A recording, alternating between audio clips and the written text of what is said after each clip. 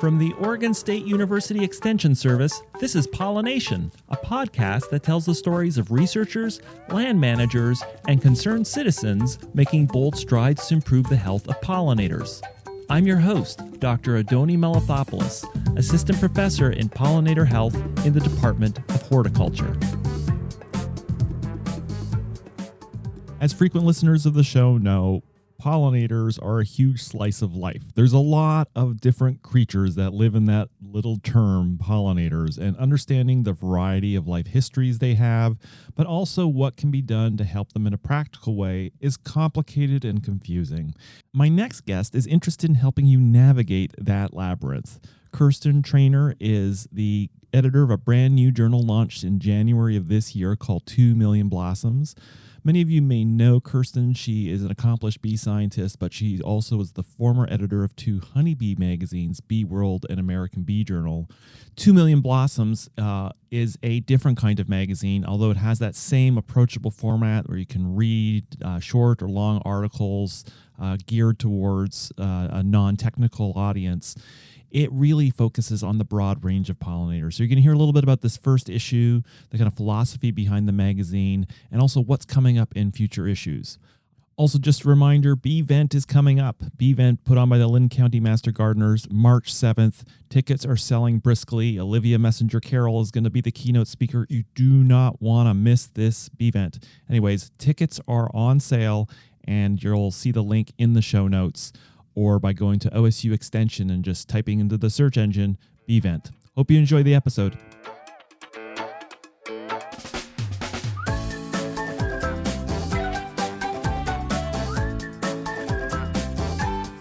Okay, Dr. Traynor, welcome to Pollination. Thank you so much for having me. I was so excited to see in January a brand new publication, 2 Million Blossoms, being launched. This has got to be no small undertaking. Tell us a little bit about what, where this idea for launching a brand new magazine came from. Sure, I'd be happy to. So I had previously edited both Bee World, which is a quarterly magazine published by the International Bee Research Association, and then American Bee Journal. Both of those are previously established publications, and so they came with some built-in restraints on sort of what their audience was looking for, how they were published, as to what kind of materials you could solicit. Mm-hmm. And I really wanted to create something new and bold, something that you could leave on your coffee table so that when guests visited with zero interest in pollinators, they couldn't help but pick it up and start browsing. So the magazine is really intended to be a conversation starter, a place where you go to learn about the vast diversity of pollinators, but it's also a place for dialogue and discussion where we can explore the gray areas together. The media paints so many things as black and white, but often the truth lies in the nuances in between. And so this was really launched on a whiteboard while I was a fellow in Germany at the Wissenschaftskolleg in Berlin. And I started writing up ideas and reaching out to authors. And the first issue came together quite beautifully. So I've been very pleased with all the article submissions and the responses I'm getting from readers. Well, I was just thinking about those two magazines, or journals, Bee World and American Bee Journal, and these are publications that go back to the 19th century. This is a different moment. Correct. Yes, American Bee Journal is actually the third oldest continuously published magazine in the United States, and Bee World was started actually in the early 1920s or 30s. I can't remember now off the top of my head. And they have a long history and a lovely tradition, and they are wonderful publications for what they are. I just think that with the diversity of people coming into beekeeping, it has changed quite dramatically. And also there are a lot of people who want to protect bees, but not necessarily become beekeepers. And there really is no publication for them. So the idea was that to galvanize that enthusiasm for Save the Bees and create something that's informative and inspiring for the next generation coming up. Well, I was people can go online and they can look at some excerpts from the first issue. And one thing, the guest editorial was penned by Dr. Mark Winston, and he points out that in his own lifetime, he started as a honeybee research, but has adopted a more expansive view of pollinators, very much in the spirit of the the journal. Tell us a little bit about his editorial and how this really sets up the mission for 2 Million Blossoms. Sure. It's actually quite funny. His editorial fell in my lap.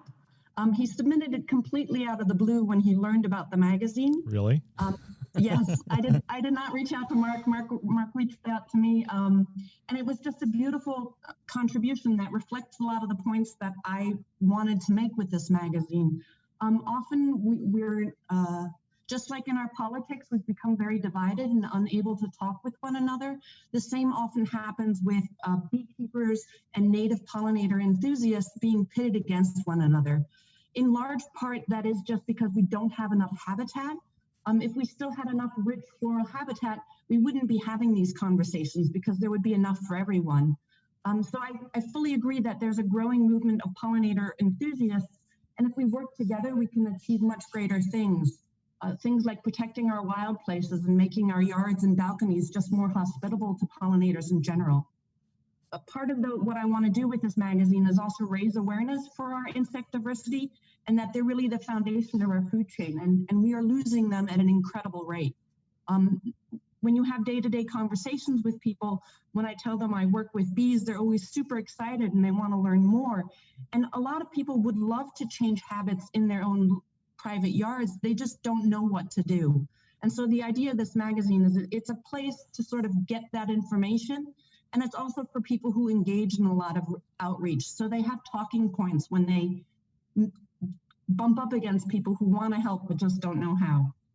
You know, it's really remarkable having sort of been in the bee world since the early 90s, just watching the changes that have taken place. It used to be centered around bee clubs, at least in North America and probably in parts of Europe as well, where you would have people from all walks of life get together and they would really focus on one species. But it seems like the magazine in some ways is responding to a new audience. These are people who have might not necessarily be interested in, becoming qualified beekeepers, going through all the wonderful skills that you can learn as a beekeeper, but have, maybe even a broader section of society in some ways. There's a broader group of people that are kind of interested in bees now.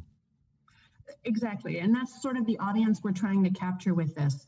I really hope that over time it becomes a publication for gardeners, for people who are just interested in sustainability, for people who have heard that bees and butterflies are in trouble and want to do more that they can help. It's really intended as sort of a coffee table-like magazine where you don't have to read it cover to cover. You can have just whatever catches your eye, that's what you start reading about. So that was the goal. It's to, and even beekeepers themselves, I think, are really broadening their perspective. A lot of them get into beekeeping because it's their first window into a world of pollinators. And once they're in, they then realize that we have this vast diversity of 20,000 bees that they didn't even know existed. So I think honeybees can be a gateway to open up that whole world for the appreciation of our insect biodiversity. You know, the other thing, there's a couple things that you mentioned. The one was building up skills and people just want to know what to do. But the other thing that you mentioned about the magazine, and it's in your editorial in the first issue, is dialogue, that there is this siloing effect that seems to have taken place in some circumstances where people don't see things as sort of a connected set of issues. Could you talk a little bit more about sort of your experience of that and sort of how you hoped the magazine will enable for that discussion to actually happen productively? Yeah, I'd be happy to. So a lot of times we end up in camps. For example, I do a lot of work now on pesticides. And, there are very staunch people who believe neonics are the worst possible things to ever come along. The research results are often much more nuanced. They seem to impact other bees much more than honeybees. And it's very difficult sometimes to even have those conversations because people are so wedded to their beliefs. So I want the magazine to be a place where we can talk about the nuanced gray, the shades of gray. For example, I'm in my next issue is going to be a piece by both Dave Goulson and Kim Flotem, where they talk about advances in technology to replace bees with robotic pollination. Oh, wow. And one of them has the view that why bother? Nature has already perfected it. We need to protect what we have. Whereas the other view is, well, what advances have we made, and can we ease off some of the burdens that we're putting on our bees and fulfill those through drone pollination, for example? And I think it's when we take the time to listen to both sides, and they're not really even sides, they're just different viewpoints on the same topic, we can learn from one another. I mean, in this country, we used to pride ourselves on being able to work across the aisle.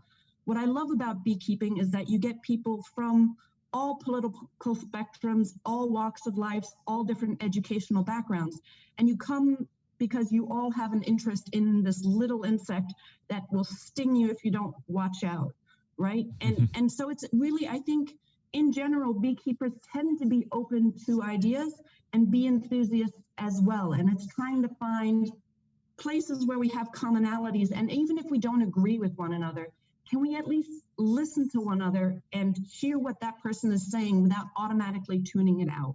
I love that idea. So that not only when you pick up an issue of 2 Million Blossoms, where you get some really good ideas on practical things to do, but you'll get a sense of different perspectives, helping you sort of round out to have a better sense of the discussions and maybe points of disagreement, really kind of clarifying them out for you as a responsible bee advocate. I guess that you need both those things. You need to know the terms of the debate, but you also need to know what to do.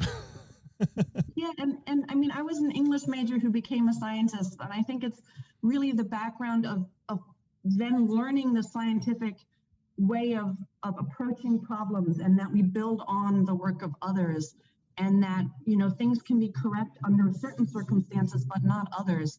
For example, when I was doing my PhD, I ran trials that were cage trials, right? And I got a very strong result. And then you go and do the same work in nucleus colonies and you get a different result because the circumstances that the bees are in have changed, right? And so it's the nuances of that I find so fascinating. And that is what the magazine is trying to capture. It's that there are many, many factors influencing our understanding of pollinator health.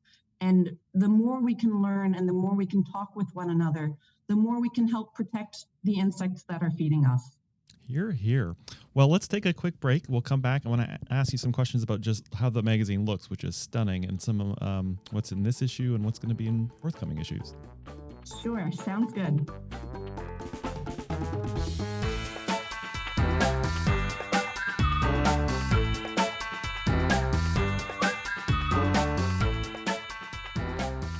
Okay, well, we're back, and let's dive into that first issue. First issue came out in January.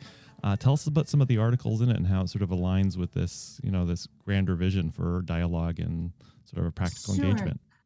So there's 17 articles in the first issue, and it really is a smorgasbord of material. My biggest coup is that I was able to get naturalist Craig Childs to write for the magazine. I absolutely love his book. It's called The Secret Knowledge of Water. And in the very first few pages, he talks about chasing bees into a desert to a secret water source in an area he did not expect to find water. It's a very short section in the book. And so I reached out to him. I found him on Facebook, of all places, and I asked him if he would be willing to expand on that scene for this new magazine I was launching. He agreed, to my great surprise, and he turned in a beautiful piece. In that piece, he mentions research done by Tom Seeley's lab. And so I decided to reach out to Tom Seeley's lab. I sent them the Craig Childs article, and I asked them if they would be willing to write a companion piece on the original research on honeybees foraging for water. They put me in touch with the first author, Madeline Oswald, who happens to be at Arizona State University, which is where I currently am. So we actually met up for coffee, and she put together a lovely companion piece. Other articles in the issue include Miles of Monarchs, which is Sarah Dykman on her she follows the migratory route of monarchs by bicycle, all 10,200 miles. Really? And she makes, I'm sorry? Really? On bicycle? Yes, Holy by smokes. bicycle. She loaded down a beater of a bike, and she was on the bike for months at a time. She started down in Mexico when the monarchs were leaving their winter migration spot, and she lost them right away. And it really wasn't until she got all the way into Texas that she started spotting them again. Wow. It's a beautiful piece. And so that was a lovely find. I had actually read a small article of hers in Orion magazine, so I tracked her down online, reached out to her, and we worked and shopped this piece back and forth. She's actually working on a full-length book now about that bicycle journey. Then I have a lot of gardening articles. One is by Dave Goulson on planting for pollinators, where he covers sort of what types of flowers you should and shouldn't plant in your garden to attract pollinators. Kim Flotem, the former editor of Bee Culture, has a piece on what happens when you don't take care of your pollinator patch and you run into angry homeowner associations.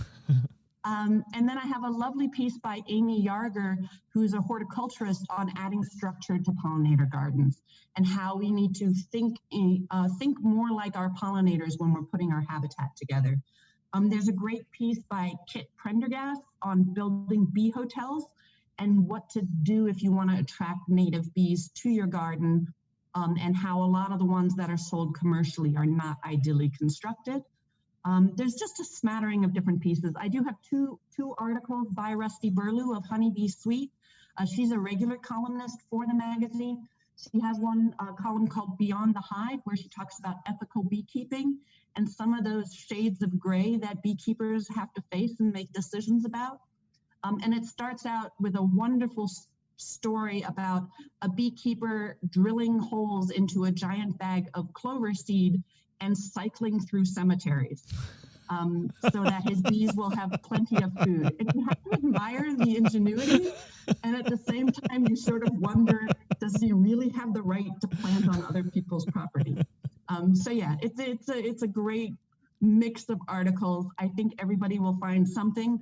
Some of them are much more scientific. A lot of them are written in a very light, easy, friendly tone. I try to work with authors so that they avoid jargon and that their pieces become something that hooks you right from the start and doesn't let you go until the end. Well, I would say this is a real trick in an art. And I guess as you, being somebody who is both, has a background in English literature, I imagine, right? Yes.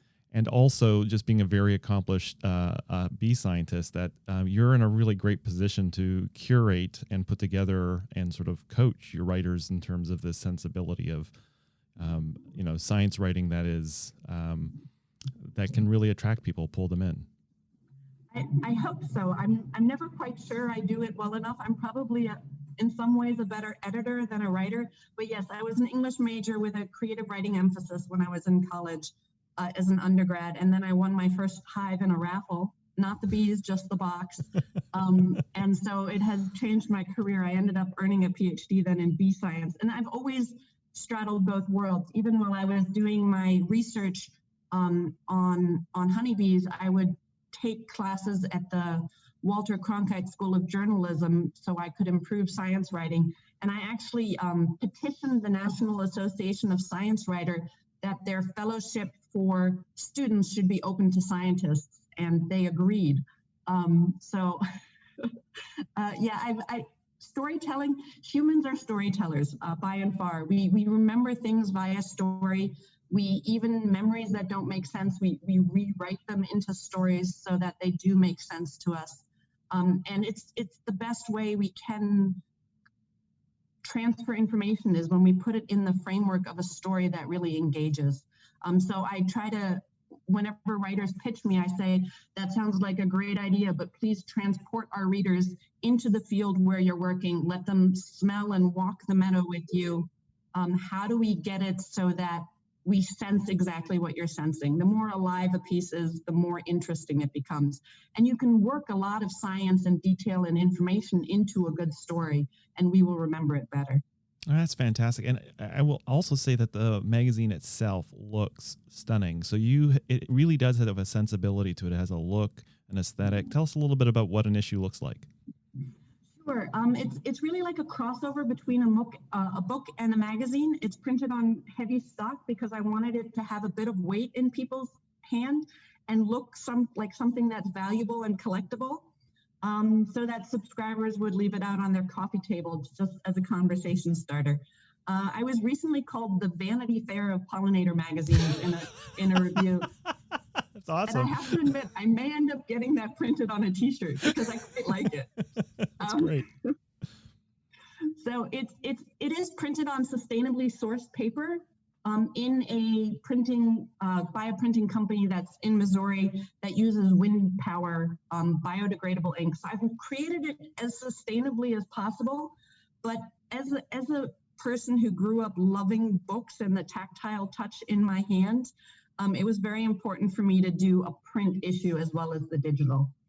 It's designed to really look and catch your eye so that when you're browsing through it, some image will spark some interest and you'll start reading.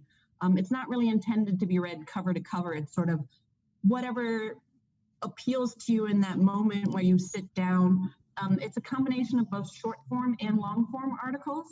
And that again is on purpose so that, if you just have a cup of coffee in the morning and you want 5 minutes of reading, there's a short piece in there somewhere that'll work. And then I also feature photographs, very large, in part because evolutionary adaptations of our pollinators are amazing. They're stunning when we see them up close. And so there's a big focus on high quality photography and also on custom artwork. So I worked with an artist both to design the first cover and some of the custom artwork that is for my regular columnists.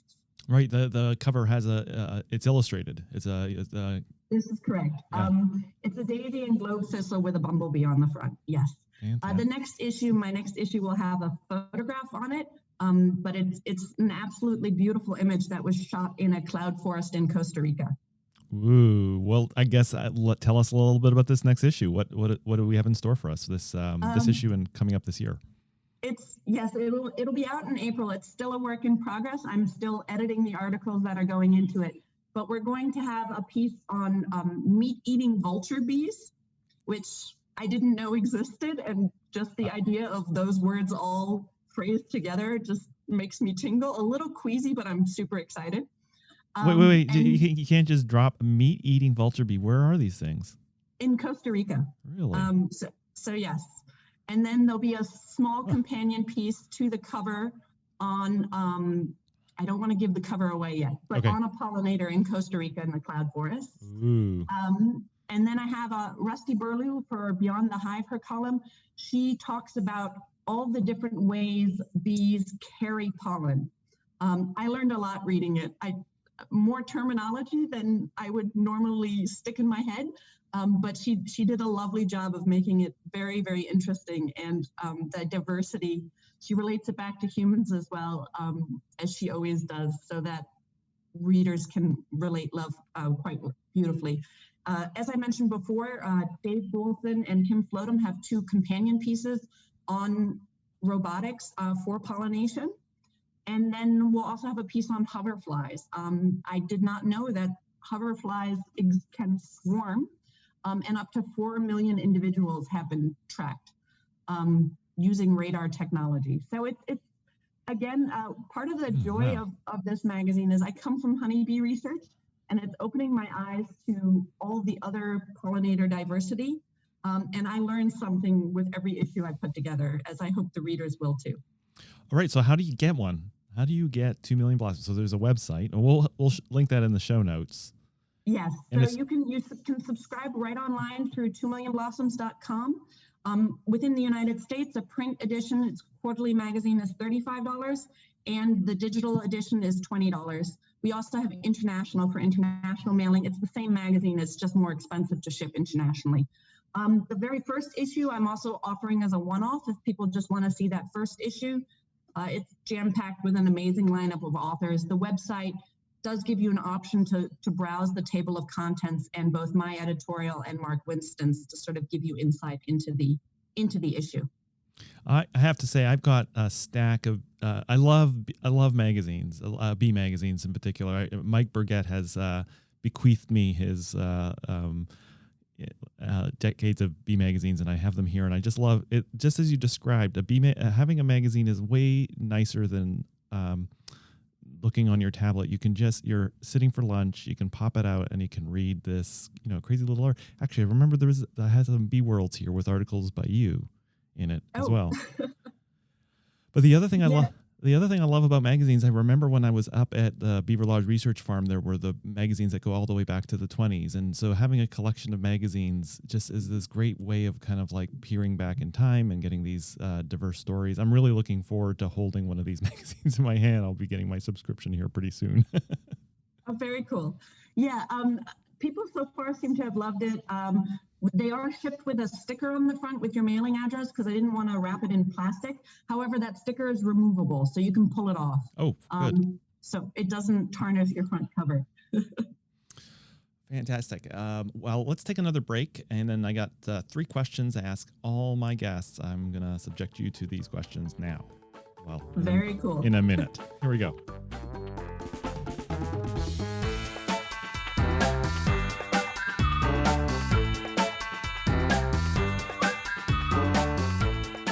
Okay, we're back. So the very first question, I'm really curious your answer because I have a sense that you are a real connoisseur for writing about pollinators. Is there a book that you'd like to recommend to our listeners? I am, but I'm going to cheat. There's 2 instead of just 1. You're not the first one to do that. Yeah. So the book that I would say early on when I was first getting into beekeeping that just touched a nerve is A Book of Bees by Sue Hubble.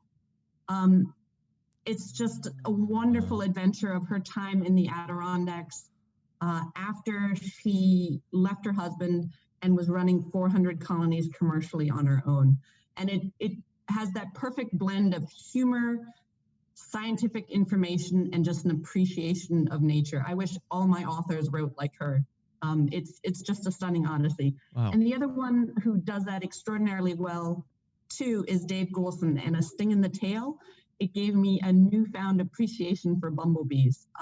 It has that trademark British wit that they have a way of describing things that is just so on point.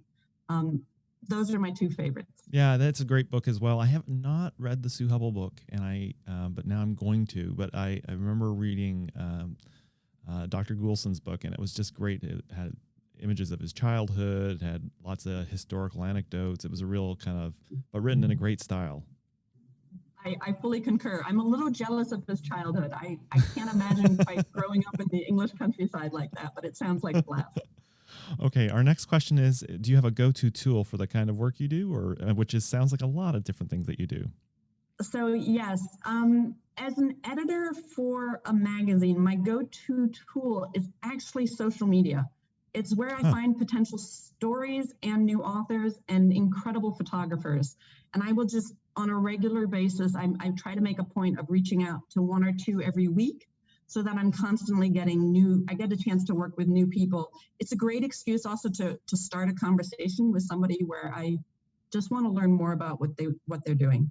Well, I have and it really bears out. You really do have a wide range of people. It's quite remarkable, the depth in this first issue of people. They're not all scientists. They're not all peers. You've got a range of people right across the spectrum. Yes, and that's part of the point, right?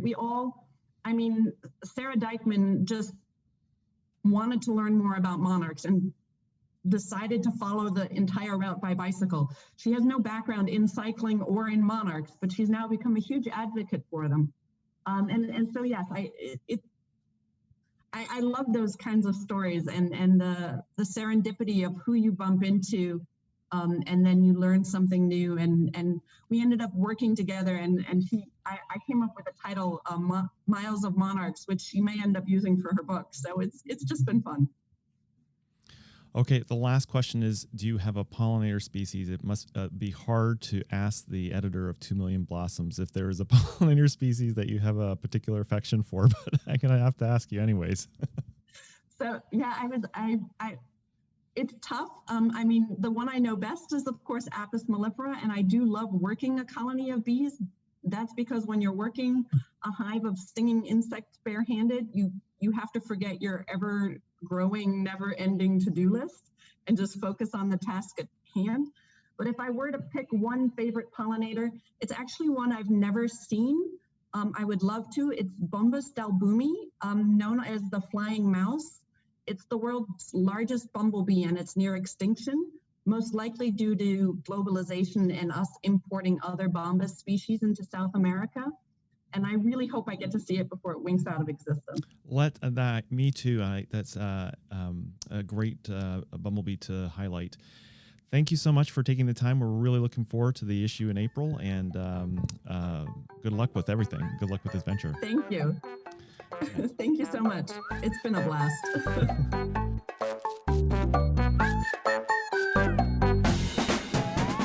Thank you so much for listening. The show is produced by Quinn Sin and Neal, who's a student here at OSU in the New Media Communications program, and the show wouldn't even be possible without the support of the Oregon Legislature, the Foundation for Food and Agricultural Research, and Western SARE.